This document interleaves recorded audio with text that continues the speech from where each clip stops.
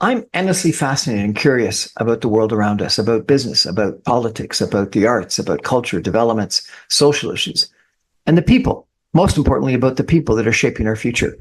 Every night, I get the opportunity to have conversations, to dive into conversations with thought leaders, with change makers, entrepreneurs, politicians, and everyday heroes who unpack the ideas and stories that I think matter to all of us. What's the future of our economy? What's the future of our country? How do we build stronger communities?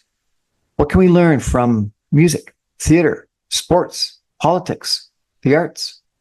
How does policy shape our real lives? What does leadership look like, real leadership in today's environment?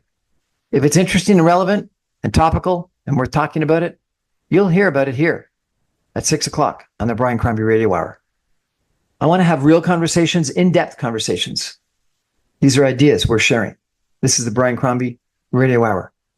Thanks for joining me.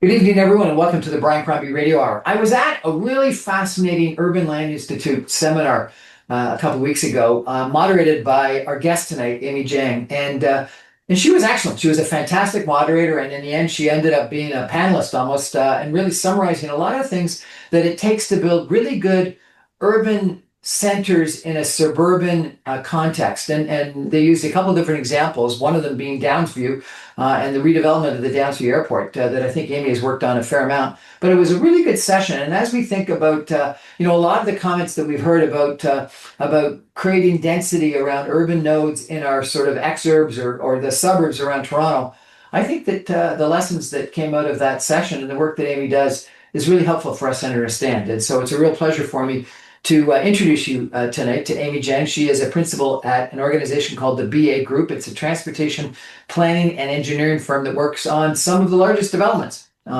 projects in the Greater Toronto area. She's an engineer with 20 years of experience. Amy, welcome to the show. Thank you. So let's just start out with what is transportation and engineering planning and how does it apply to our everyday lives? And maybe you can give us an example, the work that you would have done in designing Downsview Airport. I think lots of us went to those Coldplay concerts this summer and saw this massive airport in the middle of North York. And you're going to turn it into an urban environment in a sort of suburban location in the middle of Toronto. How are you going to do it? And what did you do? Okay, there's several questions in there, so I'll break them down. First of all, you're really lucky that you got Coldplay concerts. That's pretty awesome. I hope you had a good time. I went twice. It was such a good concert. Wow, okay, good for you. You're a real fan. Though I did have to walk a long way to those subway stations. You did, yes. And actually, I will preface this by saying that the traffic management plan for the Coldplay concerts and Rogers Stadium is very different from what ultimately the mobility network will be in Downsview. The stadium itself is very much an interim use, so it's a way to activate the site. I was reminded that I was at Starstock in 2003, and that was a lot of fun too. So firstly, what do I do? What is transportation planning engineering? I have to admit, I have trouble answering this question sometimes at dinner parties because it can be quite broad and it's not so easy as, as just saying, well, I drive trains, which unfortunately I don't.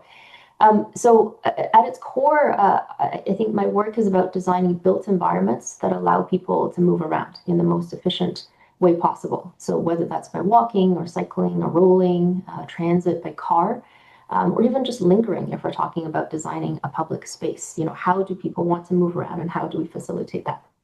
So if you think of any urban development, whether that's a single building or a city block or an entire new community or multiple communities, as in the case of Downsview, my work would touch on anything to do with transportation for that development. So, there's the obvious things like designing the internal circulation of a building. How do people move around there? How do the cars move around? How's the loading, the parking, the pickup, drop-off work?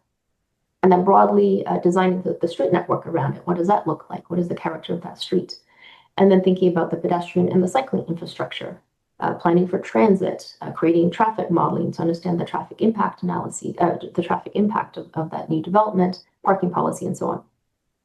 It also involves a lot of less obvious things because transportation planning and engineering is a very multidisciplinary field, and we're always working with planners and architects and landscape designers and servicing engineers. We have to kind of understand what they do also and input into their work, because all of those things impact the way that people travel and vice versa. So, providing input into broader master plan, the land use mix, landscape and servicing planning policy. There's a lot of I think of it as pontificating. There's a lot of pontificating in meetings and thinking about those big questions, which is really fun.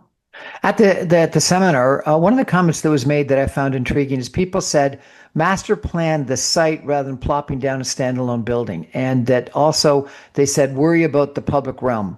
What do people like you mean by those two comments? When you're designing for a larger site, you need to have a vision for the site, because what you're trying to build is a community. It's not a collection of buildings.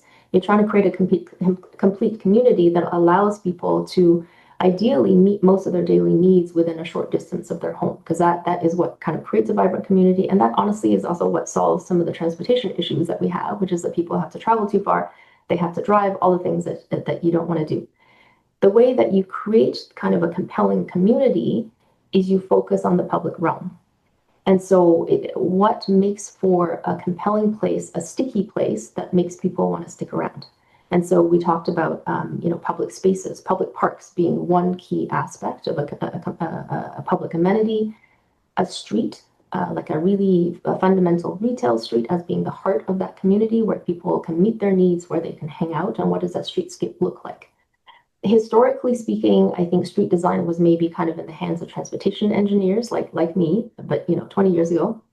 Nowadays, street design is such a multidisciplinary field, and it's more about the public realm than it is about moving cars, which I think that's a great evolution of street design. It's about designing a street as a public space for people first and foremost. So public realm is what? It's sidewalks, it's park bench, it's the stores that you look at. What is public realm?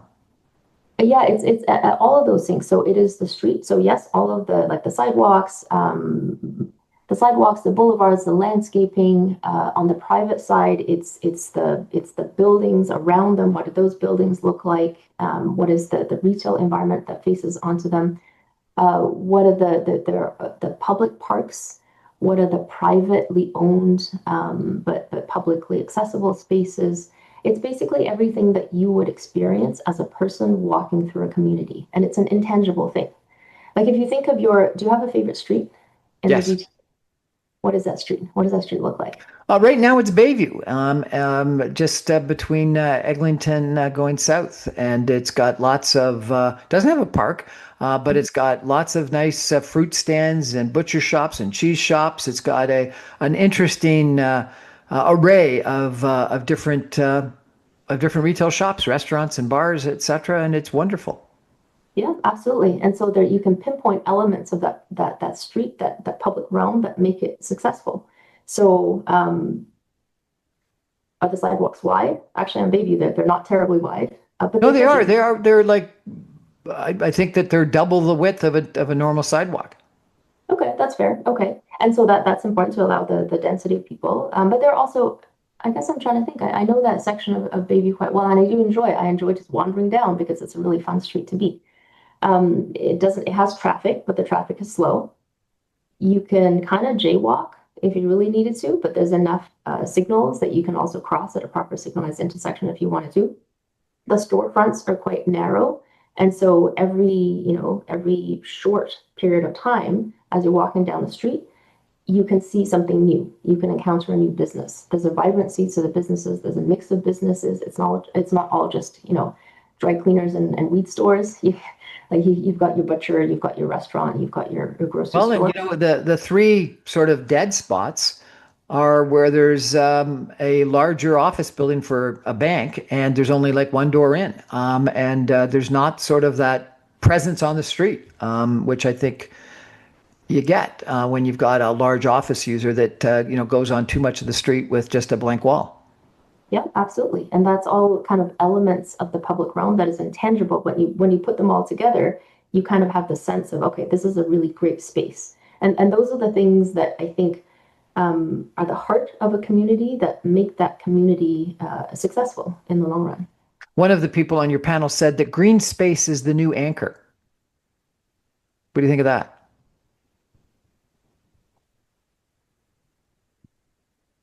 It is a public amenity. It is an important part of any new master planned community. And in fact, any new master planned community is required to give up a certain percentage of its land for public space. And so it is a very important anchor. I guess because it is also something that the city typically requires a developer to deliver early on in the process. And it's specifically because it does provide early on the heart, the public amenity of that community that allows them to feel like, okay, this is home. Like I have a green space to walk my dogs, for my kids to play, even when none, even in the first phase of a development, I have somewhere to go shop. I think the two anchors. One is public green space, the park that allows, the green space for people. And then the other is a successful kind of the main street environment that gives that place a character, and it makes the early phase successful so that people then want to move into that area, and makes the later phases successful as well. That's interesting. I had Joe Barrage on my show once, and what he was from Urban Strategies, and he was saying you need both. And he used Ambleside in West Vancouver. I'm not sure if you've ever been there, but it was one of the examples. And he said the reason why is because people do a circle, and half the circle is a whole bunch of interesting commercial outlets, and half the circle is the beach and the park. And if it was just the beach and the park, it wouldn't be as exciting because people would want to grab a coffee or go shopping. And if it was just the shopping, it would be like a shopping center. And so it's the combination of the two that make it vibrant. What do you think of that?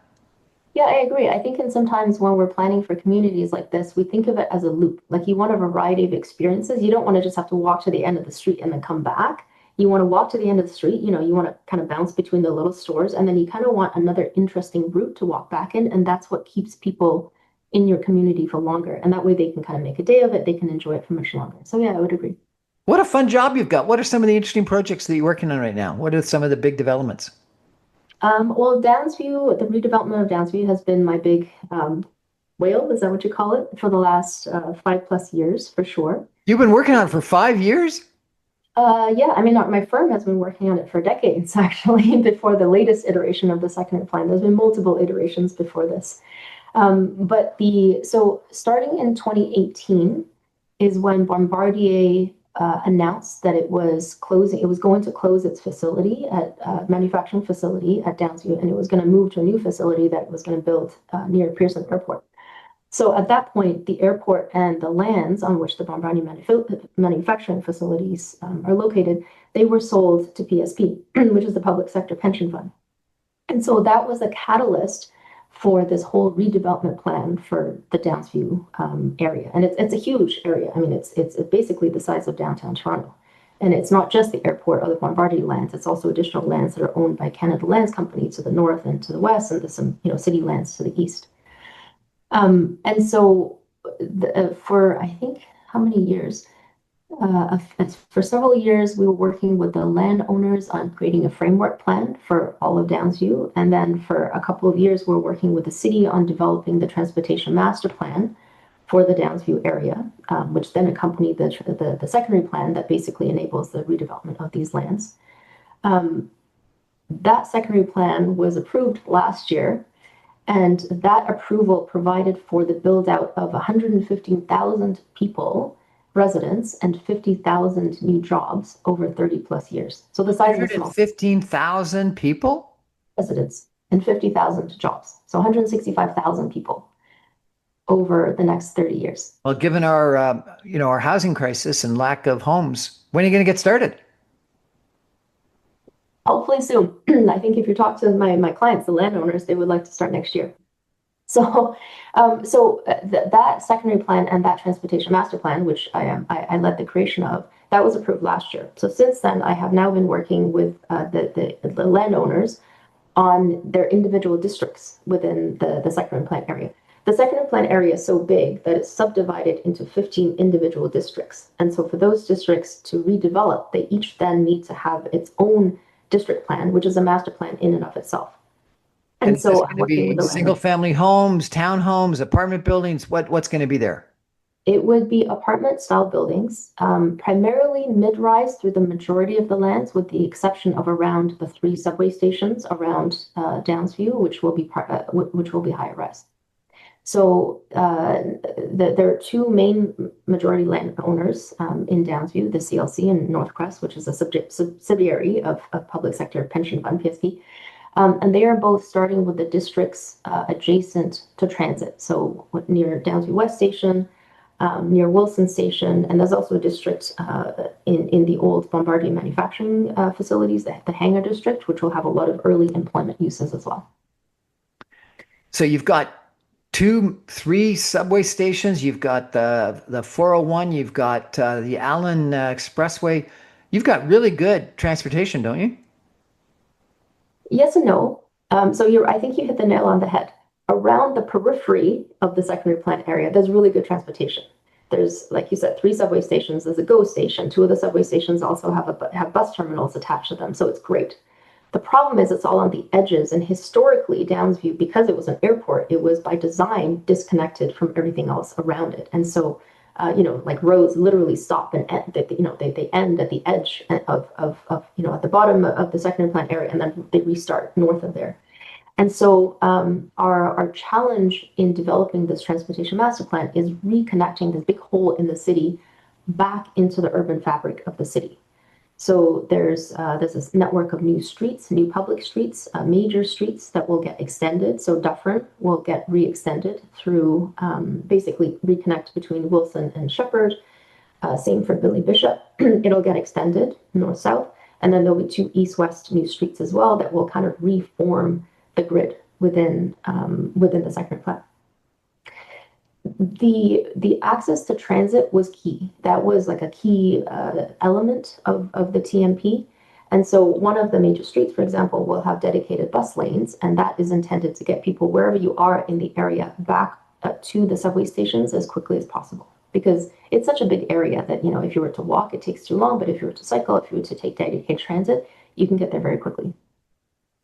This summer you've got the Rogers Stadium that did host numerous concerts. You mentioned that you were at the SARS concert back in 2003, which was a huge success with the Rolling Stones. At one point in time, there was a proposal for I believe, an NFL football stadium at Downsview. Is there going to be a big sports or entertainment use on Downsview? No, that is not the plan. The sports well, actually not sports now. The entertainment use is very much an interim use before that area gets built out. And the reason is because a stadium, it's really fun when it's populated, but it has kind of the impact of killing, well, if we're talking about the public realm, it kind of kills the public realm the rest of the time because it's just sitting empty. So what's meant to be there is a much finer grained block, a finer grained network, a finer grained, I guess, a street and block structure that allows kind of a more walkable community. Are you, going to have a big shopping center? Yorkdale's just south of you. Are you going to have a big shopping center like Yorkdale?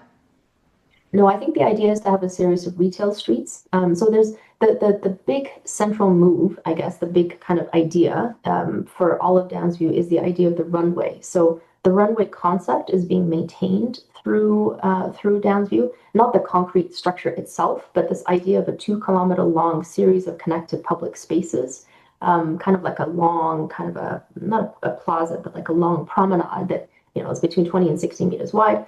There'll be retail that fronts onto that will be kind of this really interesting pedestrian experience. And then there'll be other additional kind of retail streets, like local main streets that will serve the retail uses. But it's very much distributed. I don't think malls like Yorkdale are really going to get built anymore. It's just not the future of retail. What is the future of retail? I think very much distributed. I think retail is going to be, I think there'll be 2 types. At least the types of retail that I work on, there are 2 types of retail. One is kind of a character destination experience style retail that will draw other people from other neighborhoods in. And that's very much the case along the runway. It'll be kind of a tourist experience as well as a local experience. And then the other type of retail will be the stuff that kind of serves a complete community. Like when you saw me at the at the talk, I think I said a community needs three things. It needs vegetables, drugs, and booze. So you need a grocer, you need an LCBO, and you need a pharmacy. And so, and those Vegetables, drugs, and booze. That's what we all need, is it? well, at least that's what I would need. I would like a couple of small grocery stores. I would like an LCBO. I would like a pharmacy, a cheese shop, butcher shop, chocolate shop, all of those things. Yeah, I'd add a restaurant to that mix, but I agree with you. I think that's I a agree. good combination. You need a place. You need that third place. There's a bunch of academics that have talked about this concept of the third place, a place that's not work, that's not home, that you can go to, whether it's a pub or a coffee shop or a restaurant. So I think Mhm. that's what you need. We're going to take a break for some messages and come back with our guest, Amy Jiang, talking about sort of master planning of some of the more urban environments in our city, but not downtown, in suburban locations. And one of the things that they talked about at the seminar that I was at, that Amy did an incredibly good job moderating, was redevelopment of shopping centers, which is, I think, another big challenge, plus something that lots of people have talked about. And we're going to chat about that and other opportunities for development. Stay with us, everyone. We're back in just 2 minutes with Amy Jiang talking about redevelopment, master planning, and doing it in an urban environment in our suburban areas in the Toronto area. Stay with us, everyone. Back in 2.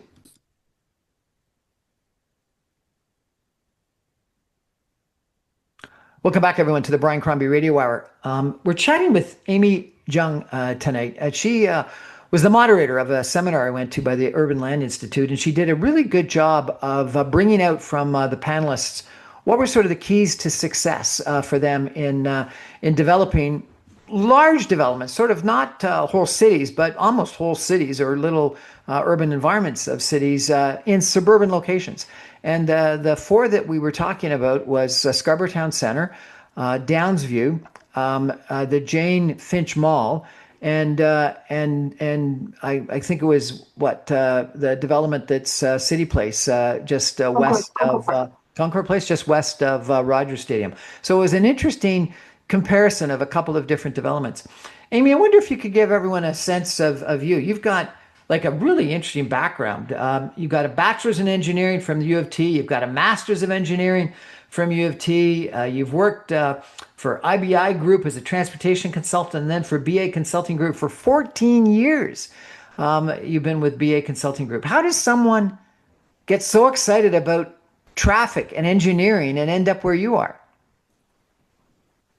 Well, I think I'll start with the engineering. I come from a long line of engineers. My parents were engineers. My grandfather was an engineer. I married an engineer. One of our kids, at least one of our kids, I think, will probably be an engineer. It runs in the blood. My parents were both professors in China, and that's where I was born. In a very different environment from what China is today. I think people didn't have cars back then. We had rickety old bikes. I think we still had steam trains to get everywhere. There was donkey carts. Whereabouts were you born? In northeastern China. So if you think of China as looking like if it's shaped like a chicken, I'm from the neck of the chicken. So I've been to Xi'an. That's northwest, I guess. Northeast would be close to South Korea or North Korea. North Korea. Just west of North Korea. That was where I was born. And so my parents were professors at the university. We lived on campus, in this little tiny apartment that had running water a few hours of the day, and that was considered privileged living. And that was we were lucky we were very privileged to have those things. And when did you come to Canada? Well, we moved to England actually when I was 7. My father had moved there to do his PhD because at the time Chinese universities didn't actually offer PhD programs. I mean, this is very, very long ago. It was, close to 40 years ago now. And when I was 14, after my father finished all of his PhD and postdoc, we moved here to Canada, to London, Ontario, ironically. And when I was 16, I moved here to Toronto to go to U of T. So I studied in engineering science. Hold it. You went to U of T when you were 16? That's pretty young. It was young, yeah. I was. Because you accelerated a few times? I did, yeah. I skipped a few years of high school. I was So you're a brainiac. I was very keen. I still am keen and nerdy, so that continued. But I had this really inspiring professor in first year, Michael Collins, and he taught about the elegance of civil design. And it really made me fall in love with the ways in which we as engineers could influence the built environment around us, and often in really practical, but also really elegant ways. And I was really inspired by that. Transportation, though, I think I fell into almost by accident. I did a co-op experience year, like a full year co-op at IBI Group after my third year of university, and I really enjoyed. I think of it as solving problems at a systems level. You're sort of, you're both down in the weeds, but you're also kind of looking at the problem kind of from a 30,000-foot level to kind of understand how the system works and what you can tweak and change to get to the results that you want. And so that's kind of how I ended up in transportation. I was with IBI, which is now Arcadis, for about 5 years, and after that, I decided to do my master's just for fun, really. I mean, I think I just missed school, but at the same time, I also wanted to be more involved in planning and transportation planning specifically and policy, and so I ended up at BA, and I think BA is probably going to, knock on wood, this will be my final job. I've had a very a deeply rewarding career in transportation in general. It allows me to use, I think, all of the detail-oriented parts of my brain, but also the strategic parts of the brain. It's fascinating. It's a fascinating field. Well, I tell you, I got to agree. One of my first jobs, I worked for the Walt Disney Company, and I was working with some transportation engineers, designing the ingress and egress into Disneyland in Southern California, and the building of what was then the largest structured parking lot in the world, because they wanted to get rid of what was called the South Parking Lot and get everyone to park in structured parking so they could build the MGM Studio Tours and Epcot Center, et cetera, in the South Parking Lot. And it was fascinating. And at that point in time, they were talking about double decking the highway that went there, and rapid transit, and a whole bunch of other things. And it was really kind of fun. So I think that you probably went into a really interesting business. But I understand you're the first woman principal in 51 years. What's it like being in what I would have thought is typically a male-dominated field as the first woman principal in 51 years? I mean, first of all, it's fun. Not to be the first or to be a woman or whatever it is, but being a principal is really fun. It's like I said, it's deeply rewarding. I mean, it's no secret that engineering is a very male-dominated profession, particularly in the civil engineering and the development industries, which is, that's what we're in. So I've always operated in a primarily male-dominated environment, and with some exceptions, which I think that it can bring some challenges, but also some opportunities. I mean, we can spend the entire day talking about being a woman engineer, but it's not the point of this conversation. So I think I'll say three things. I think first of all, I stand on the shoulders of others. I'm not the first woman to come through, and I'm obviously not going to be the last woman to come through, and there'll be many, many more. And every successive generation of women in this field and in my firm has faced, I think, different, and I would like to think fewer challenges. That's not to say that we don't face them, right? But the women who came before me, I think, sometimes face more overt forms of discrimination just for being women in this field. I have faced them too, but hopefully to a lesser extent, and hopefully it's even less for those that are coming up after me. So I think that's one thing. It's every generation is experiencing things differently, and I stand on the shoulders of others. I think the second thing that I will say is that sometimes discrimination becomes a bit more insidious when it's less obvious. And that can turn into something that, constantly invalidates your experience or expertise as a woman. And so more overt forms of discrimination become a little bit more insidious, and that becomes, constant microaggressions. And that is also equally damaging. And so that's what kind of I see more of now. My third point, though, is because I am genuinely positive and optimistic about this, is that every generation of women that I have met in this field has also cared enough to help others that have come after them, to open doors, to mentor, to cheerlead, And also women entering the industry today are so much more self-aware than I was at that age, I think, and they have more confidence coming in, and so they will grow at a much faster rate. So it's I may be the first, but I'm rapidly not that there are rapidly more and more coming up after me, and hopefully the experience will get easier. So, if you were invited to speak to the graduating class of female engineers somewhere, what would you tell them? Oh, that's a good question. I like that. What would I tell myself from 20 years ago? I would tell myself, own your difference. I spent the early parts of my career, I think, trying to fit in.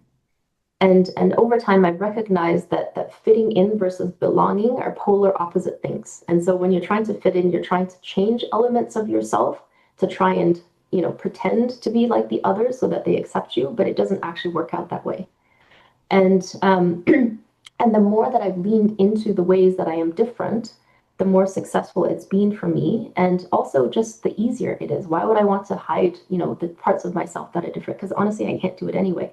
And there are strengths to doing that. Sometimes it is actually helpful to have my voice be a different voice at the table. I'm collaborative. I have excellent communication skills. I don't bring a lot of ego to the table. I want to create space for everyone to listen. And I think because our field is so multidisciplinary, when you create space for everybody to speak, you just get a better solution at the end of the day. So I found that to be incredibly empowering. And I would have liked to start that sooner, but it's okay. I got there in the end. So, be authentic, be yourself, Yeah. celebrate Yes. differences. That's great. We're going to take another break. And when we come back, I'm going to ask Amy about some of these other developments and some of the secrets that she's found, both in her own work, but also in talking to other people that are doing other developments in creating beautiful places that we all want to live in around the Greater Toronto Area. Stay with us, everyone. We'll be back in just 2 minutes with Amy Jiang. What a fascinating personal story, as well as the work that you're doing. Thanks for sharing.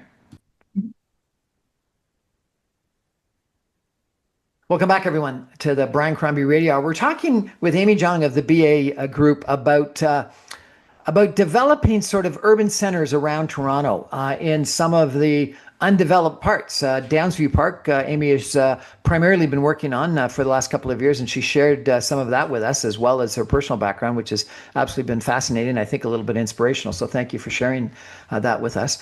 But also in the seminar that you put on and moderated, we talked about Scarborough Town Centre and some of the significant development that is proposed there. We didn't talk about Yorkdale, but I understand that Oxford's got some massive development plans for Yorkdale. We didn't talk about Cloverdale, but I understand that people have got some big developments for Cloverdale. You did have someone from the Jane Finch Mall, which I was surprised with. We have this image of Jane Finch as not very positive, but the plans that they had for Jane Finch were really quite exciting. And then we talked about Concord Place, both to the west of Rogers Place downtown, between in the old railway lands, but then also a development they're doing up at Leslie in the 401 that is kind of exciting. So when you think about those things, they're all sort of fairly dense environments with a reasonable amount of height, a lot of population. All of them, I think, were mixed use developments. What makes great developments when you think about taking really a part of the city that was not developed as a part of the community, was a shopping center or a airport or whatever, and redeveloping it to part of a city? What are some of the secrets that you've seen and that you talked about in your seminar?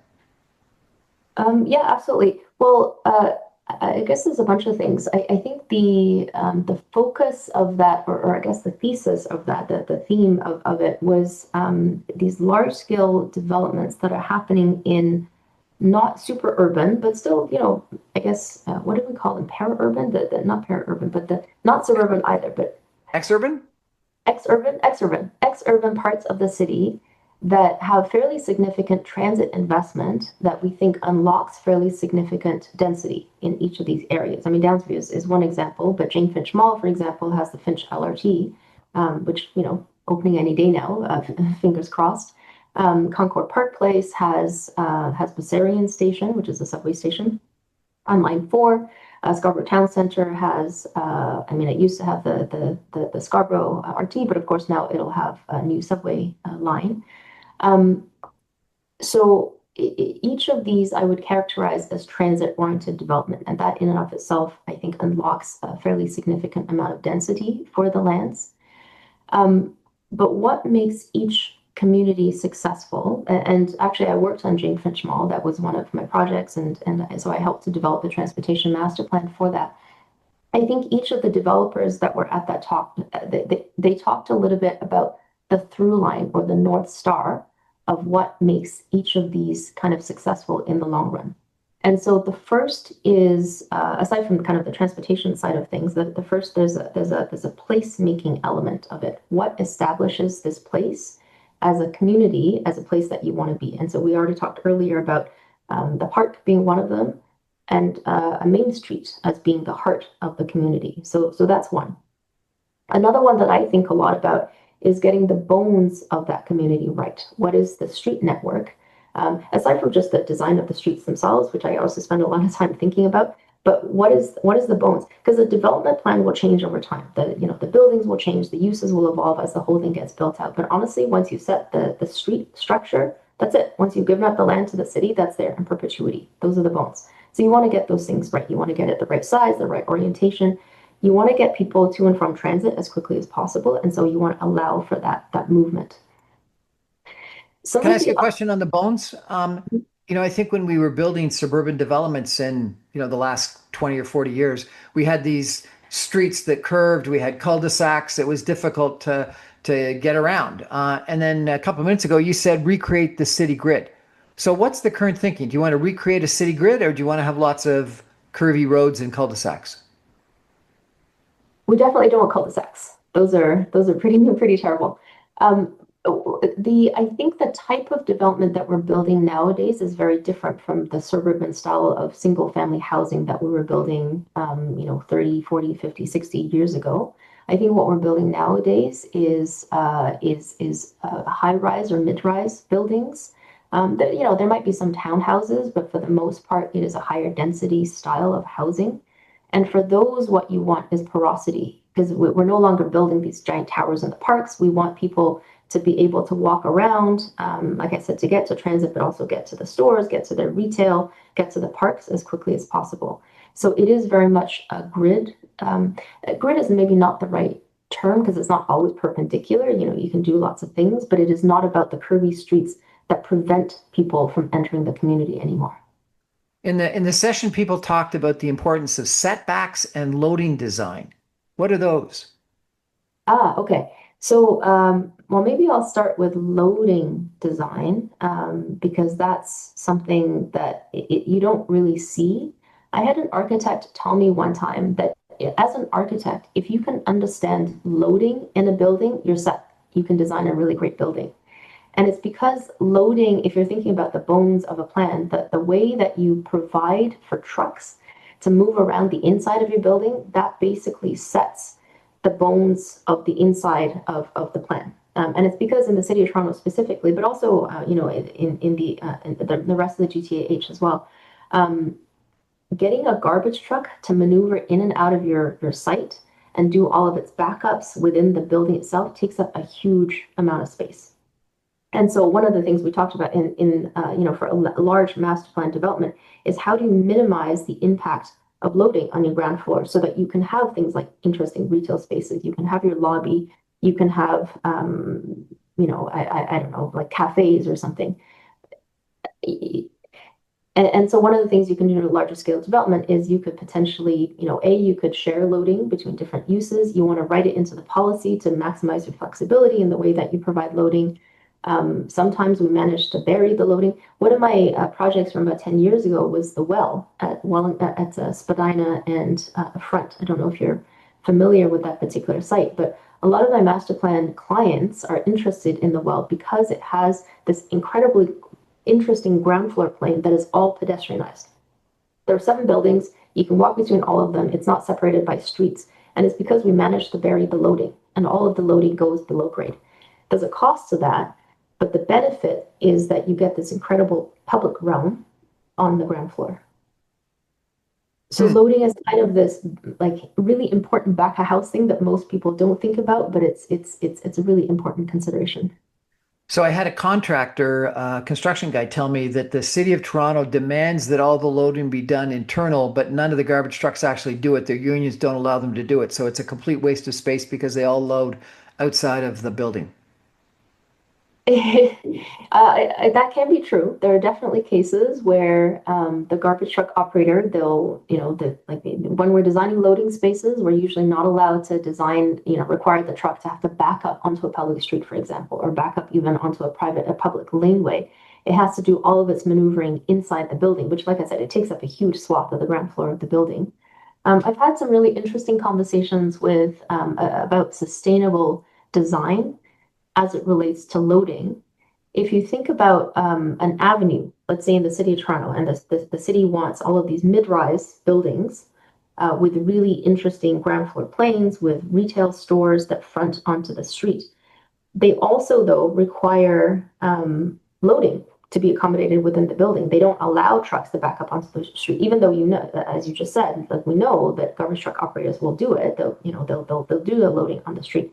But what that does, though, it takes up the majority of the space on the ground floor, so you don't actually get a successful retail environment anymore. So there's kind of this I guess clash, is that the right word? There's a bit of a clash of needs.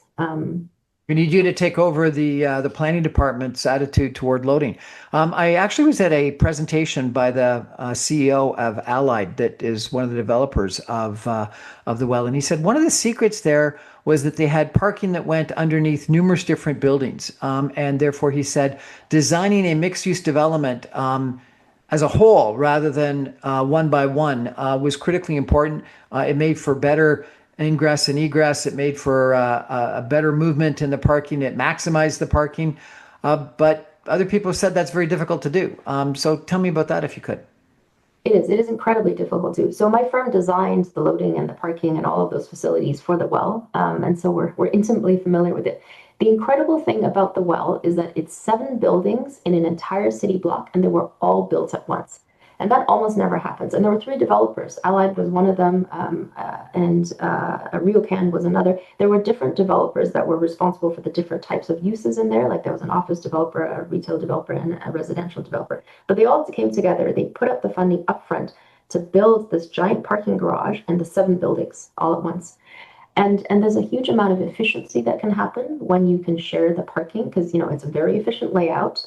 All of the loading, if you're a semi-trailer, you go straight down into the P4 level of that garage, and you can get semi-trailers down there, and all of the loading happens in this one facility.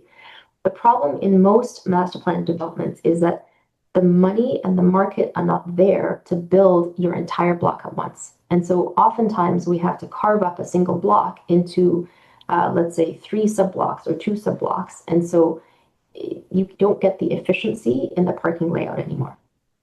It's really, it's money and also market absorption. Like usually the market doesn't absorb 7 buildings all at once.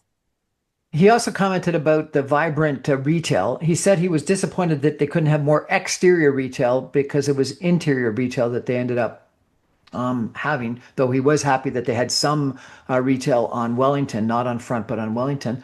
What makes for good retail? You mentioned drugs, booze, and what was the third one? Vegetables. When you're designing retail, what is it you want to do to make it a great main street? Because I think that regional malls did a bad job of creating nice main streets, and we've destroyed a lot of our main streets because of that. What makes for designing a good main street? That is probably what I spend about 23% of my time thinking about. And it's very context specific, but well, yes and no. I think there are commonalities across all of them.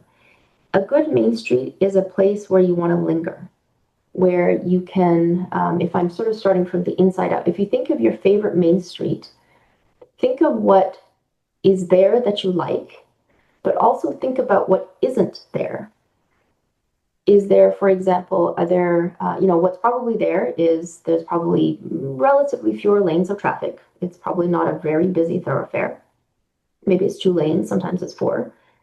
Maybe there's on-street parking that supports the main street, and developers and retailers really like on-street parking.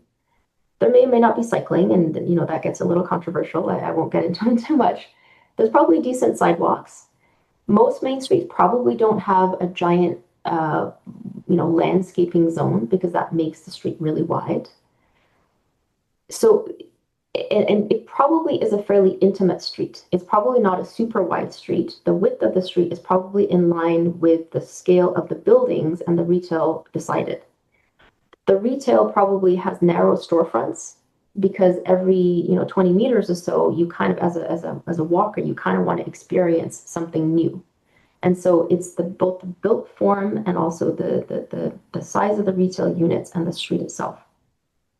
There are always trade-offs to be made in designing for a street because if you put everything that you want into a street, it's kind of the kitchen sink approach. You end up with like a street that looks like, I mean, I don't know, like Highway 7 in North York. Technically that's a complete street. It's got every single element you could possibly want, but it's massive and you don't want to spend time there. You can never cross it. And exactly, you can't cross it. I think I've heard that for a retailer, a retail consultant has said to me, a successful main street is if you stand on one side and you can almost touch the stores on the other, because you want to be able to bounce between the stores. You want to feel like there's nothing, disconnecting you from the other side. That's a good main street. I used to work, as I mentioned, for the Walt Disney Company, and I did some work on Epcot Center, and then also in Disney Euro Disney. And what they said there was you need bookends to the street. And what they wanted was the railway station at one end and Cinderella's castle at the other end. And so they say too many people focus on the middle of the street when really what you want to do is focus on the two ends. You want to have two bookends because that's what gets the circulation. What do you think of that? That's a really that's an interesting. That is interesting. I'm not sure that I specifically thought about having bookends before. Most of the main streets that we work on, they don't necessarily. I mean, that most of the main streets they have kind of an entry. I guess there's like this is kind of the moment in which you enter. Well, I think the Well has bookends because you've got that entrance and then you got the nice courtyard at the other end, at the west end. Yes, yeah. For something like that, yes, but that's kind of an internal pedestrianized street. But for a public street, I think it could work either way, frankly. I think if there's enough interest and if it's long enough, I do think you need it to be kind of long enough and intimate enough that you want to spend time. I like the idea of the bookends though, because I think we were talking earlier about the idea of a path. Like you want to be able to walk to one end, not get bored, and then have a different way to experience your walk and come back on the other end. So you've got all these potential developments in shopping centers and other places around Toronto. Do you think they're actually going to get built? Oh yes, I think so. I mean, I think the old types of shopping centers are an incredible land bank. Um, uh, Scarborough Town Center being one of them, Jane Finch Mall being one of them. They were built as kind of these primarily low-rise shopping centers with a sea of parking around them. And over time, what's happened, I think, is that the parking demand sometimes has come down. And so there's a whole bunch of parking that really just isn't used. And in the case of Jane Finch Mall, for example, I mean, I did parking studies that showed, look, there's a huge swath of parking that really isn't necessary anymore. And so that's exactly where you should build your early phases of development. I think retail demand within the shopping centers is also dropping. I mean, you've got these anchor, the Bay no longer exists, Target no longer exists. And so they just don't need that kind of space anymore. The retail experience is kind of changing towards more smaller scale of retail. And I think that does better in kind of an urban street environment than in a big enclosed shopping center. We've seen, all these big towers, whether they be downtown or frankly at, the in Vaughan, the Vaughan Metro Center, these big 40, 50, 60-story towers. I was surprised that there were a bunch of comments that were made at your session that projects need to be right-sized. Densities are being reduced and buildable density matters more than maximum density. High towers are over. Effective rental operations work best in 25 to 30-story ranges. Phasing and constructability are critical. Smaller, more buildable buildings make more sense. What's with all that?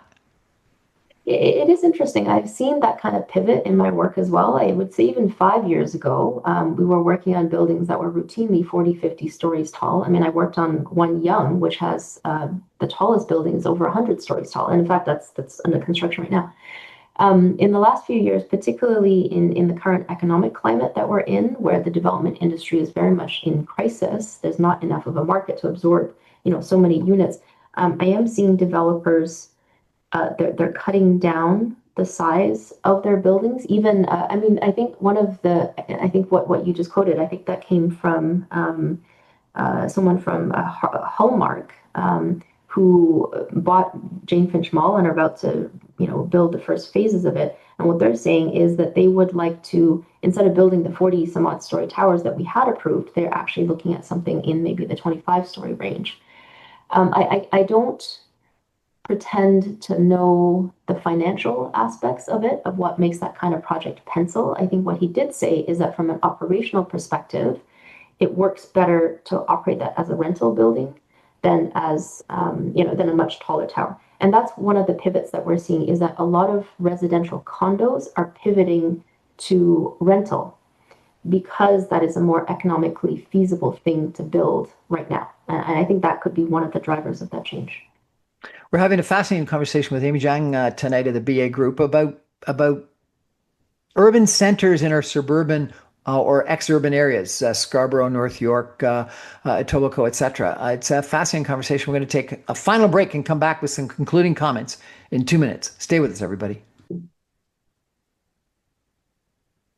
Well, this has been a really fascinating conversation today with Amy Jiang of the BA Group, who's got 20 plus years of experience as an engineer. She's the first female director of her firm. She's a brainiac. She accelerated a couple of years and went to her university career at age 16. When I went at 19, my gosh, you're one of the smart ones around. And she moderated this session and did an incredibly good job that I had the privilege of attending a couple of weeks ago, where people were talking about building up these high density urban environments in our suburbs around Toronto, so that not just downtown Toronto would have all the density, but Scarborough Town Centre, Downsview, Jane Finch, etc., would have some of the density. And I thought it was really quite an interesting discussion. And Amy, you did a masterful job of moderating it, so thank you. You've had a chance to work on a bunch of different developments around Toronto and think about the Greater Toronto Area. What's your vision for Toronto? If you had to sort of describe to me where you think Toronto's going. We've had people talk about tunnels under the 401. We've talked about more subways. We talked about LRTs. We've talked about trains going right through the middle of the city. In 1950s, we talked about 5 expressways and 3 of them didn't get built, thank God. What's your vision for the transportation engineering design of the Greater Toronto Area? That's a great question. I think that's the $10.1 billion question. That's the cost of congestion in the GTA alone. I think the big flashy projects got a lot of press. I don't think at the end of the day those are the things that are going to save us. Certainly, I don't think building a tunnel under the highway is the thing that's going to save us necessarily. But I think continued investment, it's going to sound a little boring, but continued investment in transit infrastructure is huge. Finding ways to finance that infrastructure is huge. Finding ways to design our communities to be more walkable and human scale, I think that is huge. Building communities that are not just residential, but have as much kind of mixed of uses and range of uses is key. I think maybe I'll leave you with something that Jane Jacobs said. Actually, at this session, this ULI session that you and I met, I quoted something that Ken Greenberg said. It was actually a Jane Jacobs quote, which is that new ideas need old buildings. And what that means is that the things that make our communities vibrant are new ideas. And oftentimes it's the artists, it's the entrepreneurs, it's the mom and pop shops, it's the people with the really, interesting ideas that make our communities lively. But they need kind of these affordable spaces, these small scale spaces in which to innovate and to test out their ideas. And those are the things that end up being kind of the heart of our communities and give it that character that makes us want to stay. And I think that is a really compelling vision for what we want Toronto to be.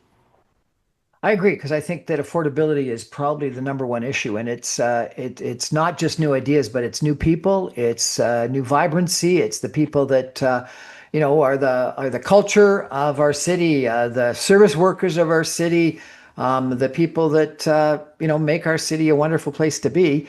And if they can't afford to live here, then we're not going to be a great city. And so we can't be, people have talked about the Manhattanization of Toronto.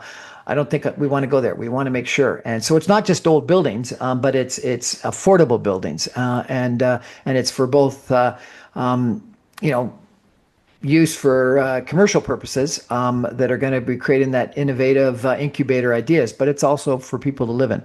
And so I think that's the biggest challenge that we've got to have. Now, that said, good transit makes it easier for us to get around. And so therefore, I think easier to build more affordability into our city because we don't all have to be all stuck in one spot. Amy, Jiang, thank you so much for joining us. I really appreciate it. I thought the seminar was excellent, and I thought tonight's discussion was very good. And congratulations for all the positive work that you're doing in our city. I appreciate it. Thank you. I appreciate that. That's our show for tonight, everybody. Thank you for joining. I remind you, I'm on every Monday through Friday at 6 o'clock on 960 AM. You can stream me online at www.saga960am.ca. All my podcasts and videos go up on my website, briancrombie.com, and on social media and on LinkedIn, on my YouTube channel, and podcast servers as soon as the radio show goes to air. Thanks. Good night, everybody.